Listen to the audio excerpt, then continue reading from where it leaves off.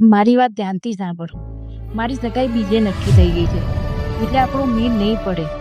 તું સમજ. તું મને ફોન કરવાની કોશિશ હવે ના કરતો. આપણું આજથી બ્રેકઅપ. મેં તને કીધું તું ને એ દાડા તું મને છોડીશ એ દાડા મારો છેલ્લો દિવસ હશે.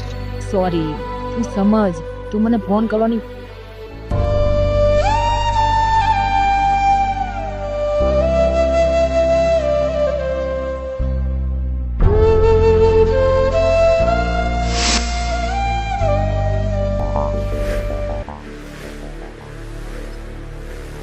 કેમ ભાઈ આગલી વેલી હાર મારી લીધી અને એક છોકરી માટે હજી તો જીવનની શરૂઆત થઈ રહી છે અને અહીંયા જ પૂરી કરીશ. પણ હા, તારા જવાથી ફરક કોને નહીં પડે ભાઈ. થોડા દિવસ વાતો, સ્ટોરી, બસ.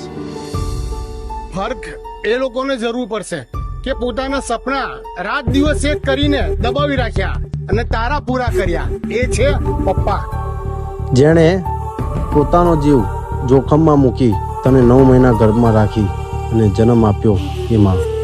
અને હા, જેને વર્ષોથી તારી અને એની રક્ષાની જે રાખડી બાંધી એ બેન.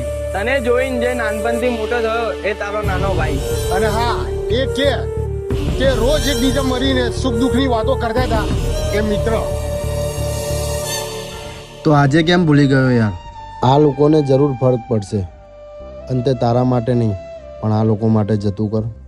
એ છોકરી માટે તું આ લોકોનો હીરો ગુમાવીશ નહીં. પ્લીઝ યાર.